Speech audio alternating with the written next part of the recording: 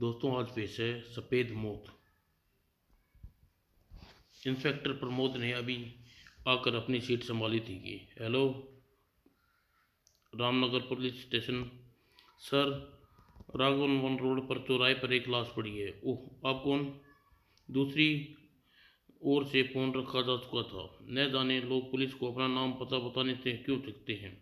कुछ देर बाद लाश एकदम सफ़ेद पड़ी है। ऐसा लगता है जैसे इसके किसी ने खून का एक कतरा कतरा निचोड़ लिया हो। मिस्टर प्रमोद, आपका अनुमान एकदम सही है।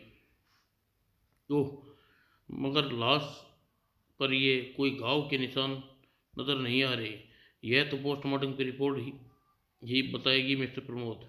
आवश्यक कानूनी कार्रवाई पूरी करने के पश्चात लाश को पोस्टमार्टम के लिए भेज दिया गया।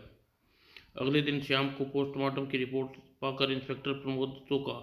ओह, लाश एक पांव किसी दांत के निशान होने के चिन्ह पाए गए हैं। किसी ने उसे बेहोश करके उसके शरीर का सारा रक्त चूस लिया है। अगले ही पल कहीं यह किसी नरबख्शी नरधाम का काम तो नहीं? सच पूछो तो मैं भी यही सोच रहा हूँ इंस्पेक्टर।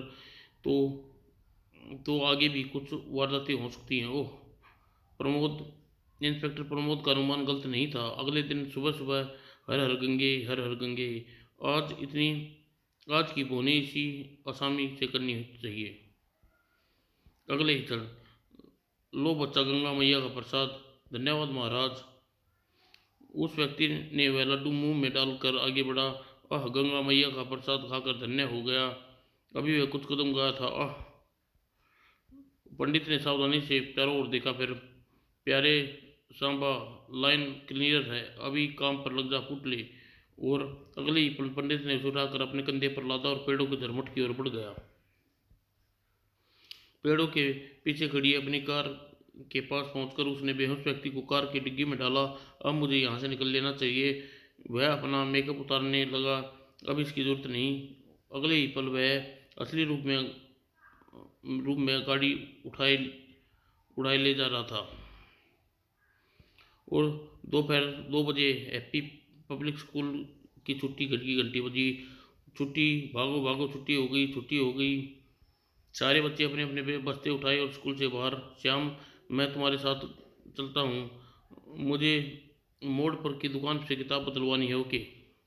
थोड़ी देर बाद चलने के बाद वे मोड़ पर भीड़ मुड़ कर थोड़ी देर चलने के बाद अभी वह मुड़ भी नहीं पाए थे कि ओह, अगले ही पल वैन का साइडिंग डोर अपनी जगह से सरका। सुनो बच्चों, यह एड्रेस जानना है। कहाँ का एड्रेस अंकल? लेकिन जैसे ही उन्होंने व्यक्ति का हाथ में कार्ड लेना चाहा और अगले ही पल वैन वह जा, अरे पकड़ो पकड़ो, बच्चों का अपहरण कर लिया। इस घटना की सूचना मिलते ही शेर दी पुलिस हरकत में आ गई, मगर वह वैन का कुछ पता न चला। उसी श्याम अखाड़े में, आह क्या हुआ? बहुत अच्छे अच्छे जा रहे हैं दोनों। याहू, देखो कौन जीतता है। ओ शाबाश जगदीश, मुन्ना लगे जोर। अगले जगदीश ने दाव आगे, मुन्ना की जोर न चल पाया और हुर्रे, आह शाबाश। इससे पहले काफ़ी प्रेरित कर रहे थे तुम दोनों। चलो अब दोनों मैदान में उतरो। जी गुरुजी। ठीक है, शुरू हो जाओ। अगले क्षण, याहू, आह या। तभी अखाड़े का चौकीदार जगदीश पास आया। जगदीश भाई, कोई आया आपको बुला रहा है। मुझे? हाँ। कुछ सोचकर जगदीश अखाड़े से पिछले दरवाजे की ओर बढ़ा। ऐसा कौन हो सकता है जो अखाड़े के भीतर न आकर मुझे पिछले दरवाजे पर बुला रहा हो? पिछली गेट के पास पहुंचकर, अरे यहाँ तो कोई भी नहीं है। क्या चौकीदार ने मुझसे मजाक किया है? और जैसे ही जगदीश वापस मुड़ा, मगर दूसरे ही क्षण उसका पोलादी गुस्सा उस प्रहार से बदमाश की छाती पर पड़ा। अगले ही पल, रामदादे, तूने मुझ पर हमला करने की हिम्मत कैसे की? और श्यों और सिर दी। वो खतरा खतरा भाप कर जगदीश मदद के लिए चिल्लाता वह रिवॉल्वर उठाने को लिखा। गुरुजी, मुन्ना जल्दी आइए। और अगले पल भागो। फायर उन्हें भागता देख जगदीश ने फायर करना चाहा, मगर ओह, इसमें गोलियां ही नहीं है। तभी क्या हुआ जगदीश? कौन थे वे लोग? शायद मेरा अपहरण करना चाहते थे। ओह, तो वे तीनों बच्चों को उठा अपहरण करने वाले गिरोह के आदमी लगते हैं। क्या? हाँ गुरुजी, दोपहर को 2 बच्चे का अपहरण कर लिया गया है। मगर वे लोग तुम्हारा अपहरण क्यों करना चाहते थे, क्या मालूम गुरुजी। वो हमें पुलिस में रिपोर्ट करवानी चाहिए। मुन्ना ठीक कहता है, हमें पुलिस में स्टेशन चलना चाहिए, चलिए गुरुजी।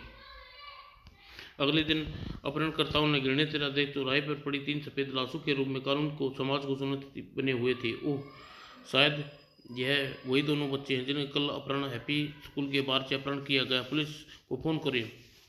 फ़ोन पर सूचना पाकर इंस्पेक्टर प्रमोद घटनास्थल पर पहुंचा। कानूनी कार्रवाई करने लगा हुआ है। फिर वही सफ़ेद मौत का। पुलिस कल उन अपहरणकर्ताओं को पकड़ लेती तो इन दो मासूम की जान न गई होती, और तीसरी लाश को मुकदन लाल की है हो सकती है। गायब होने की रिपोर्ट मुझे पुत्र रास बिहारी ने लिखवाई थी। इंस्पेक्टर प्रमोद वहां लाश का शिनाख्त करने के लिए कुछ पुलिस कर्मचारी को बच्चों के वारिसों तथा राम बिहारी को बुलाने के लिए भेज दिया गया। सिद्धि, पिताजी, ओह मेरे मुन्ना, मेरे लाल, हाय मेरे जिगर के टुकड़े, ओह कितना करुण दृश्य है। तीनों लाशों को पंचनामा भरकर इंस्पेक्टर प्रमोद ने उसे पोस्टमार्टम के लिए भेज दिया। जब पुलिस स्टेशन के लिए रवाना हुआ तो मस्तिष्क में बुरी तरह उलझा हुआ था। मुझे इन घटनाओं की रोकथाम करने के लिए कुछ करना चाहिए। मामले की गंभीरता देखते हुए शहर को फौरन अलर्ट घोषित कर दिया गया। उधर पुलिस स्टेशन में डॉक्टर श्रीवास्तव, मुझे उन लाशों की पोस्टमार्टम रिपोर्ट जल्दी मिलनी चाहिए। शाम तक मिल जाएगी इंस्पेक्टर। तभी इंस्पेक्टर प्रमोद लगभग तमाम पुलिस बदमाशों को पुलिस थाने बुलाकर शिनाख्त करवाई। इन्हें इन्हें पहचानो बच्चों, इनमें से मदन और श्याम का अपहरण कौन है। बच्चों ने एक एक बदमाश को अच्छी तरह देखा। फिर नहीं अंकल, इनमें से कोई नहीं है वो। मुझे पूरी उम्मीद थी बच्चे किसी न किसी को आवश्यक पहचान लेंगे। लेकिन इंस्पेक्टर प्रमोद हार नहीं मानी। उसने कुछ खतरनाक अपराधियों को रोककर बाकी को छोड़कर एक एक करके पूछताछ करने लगा। बताओ, अपहरण तुमने किया है? नहीं नहीं, सच बोल रामदादी। साहब, मैं कहता हूँ कि इन मासूम का अपहरण मैंने नहीं किया। बोल, तूने इन बच्चों का अपहरण करके क्यों मारा? रंगा, नहीं बाप, अपन बच्चों को लोगों को मारना अपन का गुंडा जरूर है, कसाई नहीं। ओह, बताओ दामू, बच्चों का अपहरण और हत्याएं इलाके के किस गुंडे का हाथ है? मैं सच सच कहता हूँ साहब, मुझे इसके बारे में कुछ नहीं जानता। खराक खराक। इंस्पेक्टर प्रमोद अपनी कोशिशों में नाकाम रहा, अतः उन्होंने बदमाशों को छोड़ दिया। ओह, समझ में नहीं आता क्या करूँ। तभी डॉक्टर श्रीवास्तव पोस्टमार्टम रिपोर्ट भेजी है। ठीक है, तुम जाओ। इंस्पेक्टर प्रमोद रिपोर्ट पढ़ने लगा। मुकदम लाल बच्चों की मौत रक्त चूसे जाने से हुई है। पूरी रिपोर्ट पढ़कर इंस्पेक्टर को होठ पिच गए।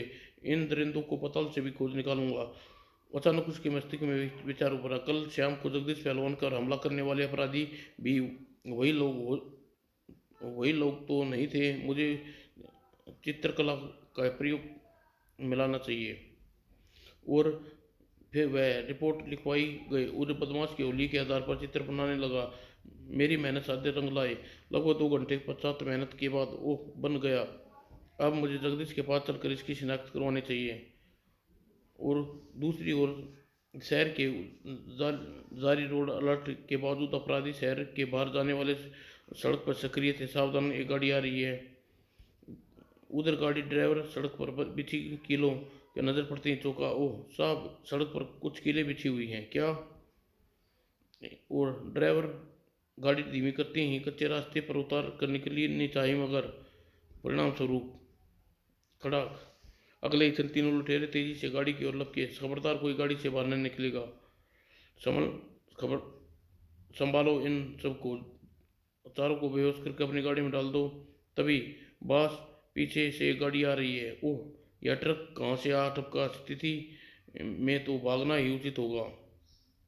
और अगली पल, हाय लगता है बदमाश। ओए, कार किया साउल सानू याद याद चांदे। ठहर जाओ हरामजादो, संतराम नू वेखे इथे बांधते पे। और अगले ही पल भाग गए साले। और आपके बहुत बहुत आभारी हैं सरदार जी। आप ठीक समय पर आए न पहुंचे होते तो हमारा क्या अंजाम होता। वो जी बादशाह, असी पहुंचते कैसे नहीं थारा। ओए वायद वायदरे एज मेजी बेजी सी। सरदार की निगाह उन किलों पर गई। गाड़ी पर होती हुई सड़क पर गई। ओए, ये कमीने नू एना नू फसांदा पूरा इंतजाम किता है। ओए, अगले ही पल रास्ते में बिची को हटाने के बाद तुसी मेरी गाड़ी विच शहर दा चला पुलिस ने विच रिपोर्ट दिखांदा ओए ओना नाल निपट लेंगे लेंदी। आप ठीक कहते हैं, चलिए। वो ड्राइवर समेत चारों आदमी ट्रक में बैठ गए और सरदार जी ट्रक आगे बढ़ा दी। कुछ देर बाद पुलिस स्टेशन के कक्ष में मिस्टर दामोदर जरा शिकायत दे कि बताइए क्या उनमें से कोई भी था। जी हाँ इंस्पेक्टर साहब, मेरा सब ठीक निकला। और कुछ देर बाद आप निश्चिंत रहिए मिस्टर दामोदर, गाड़ी पर प्रिंट्स उतारने के बाद आपकी गाड़ी आपके पास पहुंचा दी जाएगी। धन्यवाद इंस्पेक्टर, हमसे आपसे यही उम्मीद थी। इंस्पेक्टर प्रमोद आश्वासन पाकर वे सब वापस चले गए। और उनके जाने के बाद, हाँ इंस्पेक्टर, उन अपराधियों में से एक का चित्र है। ओह, तो फिर मेरे आप हाथों से बच नहीं सकते। ऐसा मुझे ऐसा ही लगता है। अपराधियों के करीब पहुंचता जा रहा हूँ। जगदीश ने बनाए चित्र के स्केच फौरन ही पहचान लिया था। फिर इंस्पेक्टर प्रमोद शुरू से लेकर आग तक सारे केस के विचार करने लगा। अचानक उसके मस्तिष्क में नया विचार उभरा। कई मृतकों के शरीर से रक्त निकालने के लिए उनका अपहरण नहीं किया गया, लेकिन फिर पांचों के दांतों के निशान कैसे थे? अगले ही पल, hello inspector Pramod here. Inspector साहब, मैं दामोदर बोल रहा हूँ। आप फौरन माल रोड पर नए खुले सीना ब्लड बैंक के पहुँचो। मैंने अभी अभी उस बदमाशों को वहाँ देखा है जिसका स्केच आपने दिखाया था। आपने एक साथी को ब्लड बैंक की निगरानी के लिए छोड़कर एक बूथ पर आपको फ़ोन कर रहा हूँ। ओह, फ़ौरन पहुँच रहा हूँ मिस्टर दामोदर। और इंस्पेक्टर प्रमोद के साथ कुछ हथियारबंद पुलिस वाले सिपाहियों के साथ तुरंत ही माल रोड पर रवाना हो गया। माल रोड पर स्थित भारी इलाके है, लगता है अपराधियों का अड्डा उधर ही है। जैसे ही माल रोड पर पहुंचा, ओह दामोदर, ओ इंस्पेक्टर प्रमोद जीप में दामोदर के पास रुकवा दी। मैं बड़ी बेसब्री से आपकी प्रतीक्षा कर रहा था। चलो, कहीं मेहनत बेकार न जाए। आपकी आपकी था जल्दी इंस्पेक्टर, और न आपकी आपकी न चली जाए। कुछ क्षण बाद, ओ खन्ना कहाँ गया? कौन रमन्ना? वही जो मेरा साथी जिसके बदमाशों की निगरानी पर छोड़ कर गया था। ओह, कहीं बदमाश से निकल तो नहीं गया? वह उसके पीछे चला गया हो। ऐसी बात होती तो मेरी गाड़ी यहाँ खड़ी ना मिलती इंस्पेक्टर। ओह, तो आओ सामने टी स्टॉल पर पूछते हैं, देखते हैं। सुनो, दोनों टी स्टॉल पर पहुंचे। सुनो, कुछ देर पहले तुमने यहाँ काली गाड़ी के पास एक आदमी को देखा था, कहीं वही नहीं जिसकी आंखों पर चश्मा लगा था? हाँ हाँ वही। मैंने उसे वर्ल्ड बैंक के रिसेप्शनिस्ट के भीतर जाते देखा था। इसका मतलब उसकी जान खतरे में है। अगले ही पल तीनों सिपाही मेरे साथ वर्ल्ड बैंक के भीतर चलो। बाकी सब बैंक को घेर कर कोई व्यक्ति बाहर न आने जाने पाए। Yes sir, yes sir. और प्रमोद दो सिपाहियों के साथ दामोदर के साथ बैंक में प्रवेश हो गया। अब तक घटनाक्रम को देखते ही मुझे मुझे पूरी यकीन है, पता चला है ब्लड बैंक का व्यवसाय अपराधियों का अड्डा है। पुलिस, ओ पुलिस, एक इनका एक साथी थोड़ी देर पहले तुम्हारे साथ भीतर आया था, बता हुआ है कहाँ है? यह आप क्या कह रहे हैं इंस्पेक्टर? यहाँ लगभग 2 घंटे से कोई नहीं आया है। होशियार बनने की कोशिश मत करो, वरना मेरा दूसरा रास्ता अपनाना पड़ेगा। आप बेकार में ही दादागिरी दिखा रहे हैं इंस्पेक्टर, बीच में बोलता है रामजादे धड़ाम। अगले ही पल, आह, आप हमारे साथ जाती कर रहे हैं इंस्पेक्टर। मगर तभी, ओह, डिशूं डिशूं। अगले ही पल, गिरफ्तार कर लो इन दोनों को, आरामदादों को और श्याम सिंह, तुम दोनों अंदर जाओ। Yes sir. इंस्पेक्टर प्रमोद अपनी जेब से रिवॉल्वर निकाल लिया और कंपाउंडर के पीछे दरवाजा की ओर बढ़ा। रिफ्लेक्शन पर गुंडा लाल बटन दबाना चाहता था। ऐसा करने से निश्चित ही उसके साथ ही सावधान करना चाहता था। मुझे इस दीवार से भीतर जाकर देखना चाहिए। द्वार खोलकर वह कमरे में पहुंचा जिसमें बड़े आदमकद फ्रिज रखे थे। इन फ्रिजों में बल्ट की बोतलें रखी हैं। इंस्पेक्टर प्रमोद के विचार सही निकला। फ्रिज में बल्ट की शीशियाँ रखी हुई थी। और फिर प्रमोद बारीकी से उन कक्ष का निरीक्षण करने लगा, लेकिन वहाँ उसे कोई खास चीज़ नजर नहीं आई। कमरे की दीवारों को सन्नाटा था, उसकी प्रकार दरवाज़ा नजर नहीं आ रहा।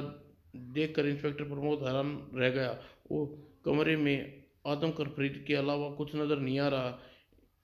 इस कमरे में कोई दीवार है। फिर वह रिफ्लेक्शन पर लाल बटन दबाकर किसे सावधान करना चाहता था। अब उसकी समझ में कुछ न आया तो उसने कमरे की दीवारों को ठोक ठोक कर बजा कर देखने लगा, लेकिन उसे कोई सफलता न मिली। वो इस ओह, यहाँ तो कोई किसी प्रकार का गुप्त दरवाज़ा नज़र नहीं आ रहा, फिर क्या चक्कर है? परेशान होकर उन्हें चारों तरफ नज़र दौड़ा दी। अचानक दीवार से खड़े एक आदमकद फरीद को देखकर उसके मस्तिष्क में कोई विचार उभरा। अगले ही पल फरीद की ओर बढ़ गया। उसने जैसे ही फरीद को खोलकर उसकी आंखें पर ओह, यह माजरा है। जैसे ही इंस्पेक्टर प्रमोद ने उस द्वार द्वार के एक कमरे में प्रवेश किया तो वहां एक तरफ को सीढ़ियां नीचे जाती दिखी।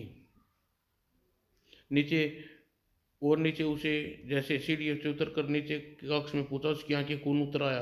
ओ गॉड! अगले ही क्षण अपने हाथ में रिवॉल्वर उठा लिया। रामदादो, रामदादो, वरना एक एक को भून कर रख दूंगा। और पुलिस यहाँ तक पहुँच गई। रिसेप्शन पर सारे खतरे के सिग्नल तक नहीं दे पाया। रामदादे उसके पांव उपकरण ते हुए सबसे पहले मैं गोली का भेजा उड़ा डालूंगा। तभी इंस्पेक्टर का ध्यान रमन्ना की तरफ से न पाकर शंपा ने अचानक उसके हाथ में पकड़ी खून भरी बोतल इंस्पेक्टर प्रमोद को खींच कर मारी। लेकिन प्रमोद ने पूरी सावधान था और डिशूं, अगर कोई अगर कोई और भी किसी की होशियारी दिखाना चाहता तो सामने आ जाए। सबको मानो सांप सूंघ गया। अगले ही पल, क्या तूने सुना नहीं दरिंदे, मैंने क्या कहा था? और उसके जल्दी रमन्ना के पांव के पास से उपकरण हटाया। लोगों ने सफेद मौत का प्रदान करने वाले लोगों को सफेद मौत प्रदान करने वाले, मैं तुम्हें खत्म कर देता हूँ। नहीं नहीं, गोली मत चलाना। इंस्पेक्टर प्रमोद ट्रिगर पर अपनी उंगली हटा दी। डोंट वरी बास्टर्ड, तुमको पूरी इनक्वेशन किए बिना तुम्हें मारने नहीं दूंगा। और गिरफ्तार कर लो इन तीनों रामदादों को। टेबल पर पेशेंट को भर रहा एम्बुलेंस मंगाओ और इमरजेंसी वार्ड में पहुंचाओ। Yes sir. और कुछ देर बाद रमन्ना लगभग 12 घंटे बाद होश में आया। अब कैसे हो रमन्ना? ठीक हूँ दोस्त, तुम लोगों को बचा लिया, वरना तुम लोगों ने मेरी जान तो ले ही ली होती। कानून अपना आभारी है मिस्टर रमन्ना। आपकी जान जोखिम में डालकर आपने अपराधियों तक पहुंचने में मदद की। आप भीतर क्यों गए थे? वह लोग मुझे धोखे से वर्ल्ड बैंक के भीतर ले गए थे। मैं दामोदर के पास आने की प्रतीक्षा कर रहा था कि अचानक, सर, आपको हमारे वर्ल्ड बैंक में कैश लूटने आए एक बदमाश को पकड़ा है। क्या आप उसे पहचानने में हमारी मदद करेंगे? हाँ, लुटेरा अच्छी तरह पहचानता हूँ। और मैं बिना अधिक सोचे विचारे उसके पीछे ब्लैंक बैंड में चल गया। लेकिन लेकिन जैसे ही भीतर पहुंचा, वो अफसर की रुमाल में क्लोरोफॉर्म भिगा हुआ था। और फिर शुरू हुआ मुख्य अभियुक्त। उस डॉक्टर से पूछताछ का सिलसिला जिसने अब तक प्रमोद को केवल अपना नाम बताया था। सच सच बताओ, साजिश में तुम अपना दरिंदगी का भरा काम किस लिए कर रहे थे? मुझे बाकी मुझे तुम्हारे बाकी चारों गुर्गों ने पता चला है। उनसे सिवाय बास से के रूप में तुम्हारे ऊपर किसी को नहीं देखा। क्या तुम सच है? मैं कुछ नहीं जानता। रामदादे, तू क्या? तेरा बाप भी बताएगा। डिशुम डिशुम डिशुम। बोलो रामदादे। आह सिर दी साजिद सिर दी शाहिद कसबल ढीले पड़ गए। रुको रुको, बताता हूँ। बिना ब्रेक लगाए फटाफट शुरू हो जा। अगले ही पल साजिद ने सब कुछ बताने लगा। उस दिन मेरा 8वीं कक्षा का परिणाम निकला था। अब्बा उत्तीर्ण पाकर बड़ा खुश होंगे। लेकिन जैसे घर के द्वार पर पहुंचा, अरे, द्वार पर तो ताला लटका है। शायद तुम्हारे अब्बा बीमार हैं। अचानक हालत अधिक बिगड़ जाने के कारण सिविल अस्पताल में दाखिल है। मैं तुरंत ही अस्पताल की ओर दौड़ा। अस्पताल पहुंचकर तुम्हारे अब्बा को चढ़ाने के लिए ओ पॉजिटिव ग्रुप के ब्लड की सख्त आवश्यकता है साजिद। और ग्रुप का ब्लड हमारे अस्पताल में उपलब्ध नहीं है। इसे तुरंत प्रबंध करना होगा। ओह, लेकिन मेरे पास इस समय कैसे पैसे नहीं हैं डॉक्टर। बहुत दिनों से अब्बा बीमार पड़े हैं। रहने के कारण पड़ोसियों से उधार लेकर पहले ही कर्जदार हो चुके हैं। डॉक्टर प्लीज़ आप कुछ कीजिए। डॉक्टर अंकल, सॉरी, मैं कुछ नहीं कर सकता। मैंने अब्बा को खून का प्रबंध करने के लिए जगह जगह भागदौड़ की, लेकिन कोई वांछित परिणाम नहीं निकला। और तुरंत ही अब्बा की मौत के बाद अनाथ हो गया।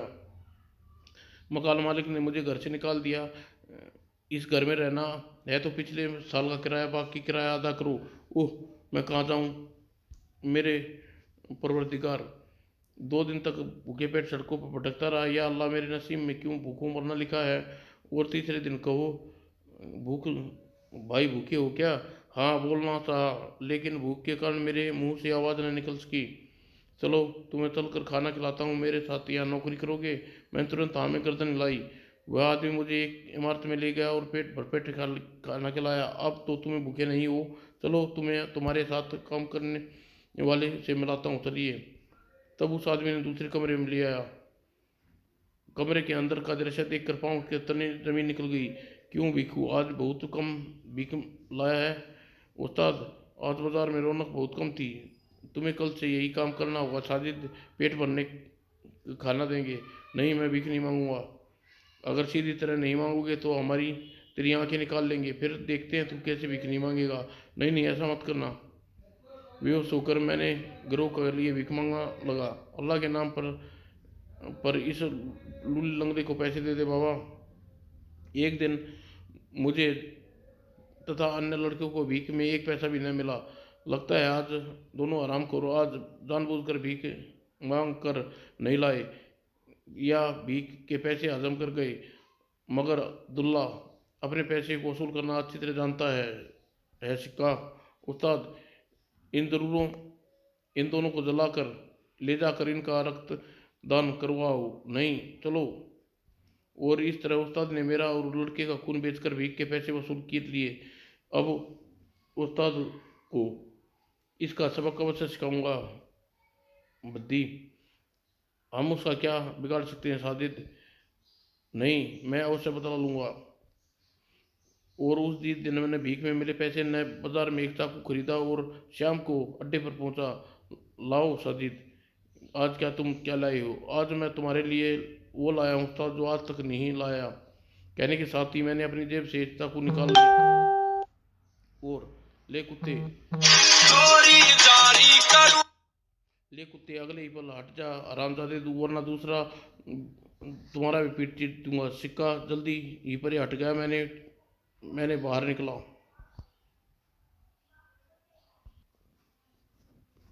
सिक्का जल्दी ही परे हट गया और मैंने बाहर निकल कर मैंने एक कमरे में साइकिल लगा दी। फिर वह चाकू वहीं पर फेंक कर रेलवे स्टेशन की ओर भाग खड़ा हुआ। अब मुझे शहर को छोड़कर तुरंत ही छोड़ना होगा, वरना जब रेलवे स्टेशन पर पहुंचा, एक गाड़ी प्लेटफार्म पर सरकते देखा। मे, मेरे लिए यह ट्रेन पकड़ना अति आवश्यक है। और मैं कंपार्टमेंट में भीतर पहुंचकर एक खाली सीट पर बैठ गया। आह, बदले की भावना मुझे हत्यारा बना डाला। तभी टिकट दिखाओ। मेरे पास टिकट नहीं है साहब। लेकिन इससे पहले वह चेकर कुछ कहता, कृपया मुझे कमालपुर का एक टिकट बना दीजिए। कृपया इसका एक कमाल। ओह, यह कोई दूसरा सिक्का अथवा दुल्ला है। लेकिन वह खराती नाम का सज्जन पुरुष था, जो मेरे सारी कहानी जानकर मुझे अपने साथ अपने गांव में ले आया। क्या दुनिया में सचमुच अभी भी मानवता जिंदा है। आज से तुम मेरे बेटे हो साजिद, और मुझे अधूरी अपनी अधूरी छूटी पढ़ाई पूरी करो। तुम्हें डॉक्टर बनाना चाहता हूँ। ओह डैडी, आप कितने महान हो। और फिर वर्षों मेहनत के बाद मैं एक डॉक्टर बन गया और रामनगर के मेडिकल कॉलेज में रिसर्च करने लगा। मैं अपने मैं आविष्कार में अवश्य कामयाब हो जाऊंगा। मानवता की भलाई के लिए एक ऐसा मशीन बनाऊंगा जो मरने के बाद इंसानों के शरीर को सुरक्षित रख कर दूसरे मरीजों के काम आ सकने वाला खून निकाल सके। आखिरकार एक दिन मेरी मेहनत रंग लाई। हुर्रे, मैं सफल हो गया। अभी मैं अपने आविष्कार को गुप्त रखूंगा। सबसे पहले डैडी को इस खुशखबरी सुनाऊंगा। लेकिन मैं नहीं जानता था कि यह एक बुरी खबर कमलापुर में मेरी प्रतीक्षा कर रही थी। जब मैं अपने घर के दरवाजे पर तांगी से उतरा। क्या हुआ बाबू भाई, यह पुलिस हमारे दरवाजे पे कैसे। रंगा और उसके 2 साथी लुटेरा ने तुम्हारे डैडी की हत्या कर दी और घर का सारा माल लूट कर भाग गए। डैडी की हत्या, मेरे वर्षों पुराने मर चुके हत्यारे को फिर से जिंदा कर दिया।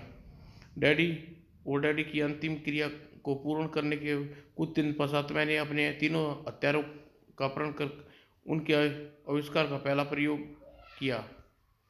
हाँ डैडी, हाँ डैडी, और लूट का हिसाब मैंने अपने खून से चुकाया। इतने वर्षों तक से मुझ पर यही सिखाया था, वर्षों पहले किसी ने मुझे यही सिखाया था कि इन खून की सब बोतलें को बेच आओ संभा। बस अगर हम इसी तरह रोज कुछ लोगों को अपहरण करके खून की बोतलें अपना ही एक प्राइवेट बेडरूम खोल कर बेचे तो कुछ ही दिनों में माला माल हो जाएंगे और समाज से बदला ले सकेंगे। तुम ठीक कहते हो। अचानक लालच के बदले की आग ने मुझे अंधा कर दिया और मैं इंसान से हैवान बन गया। जिंदा लोगों का रक्त निचोड़ कर उन्हें सफेद मौत का जामा पहनाने लगा। अंत में अदालत के साजिद को केस चला और फांसी की सजा सुना दी गई ठीक समय पर। चारों साथियों को आजीवन कारावास की सजा भोगने के लिए जेल में काल कोठरी में बंद कर दिया था। समाप्त दोस्तों।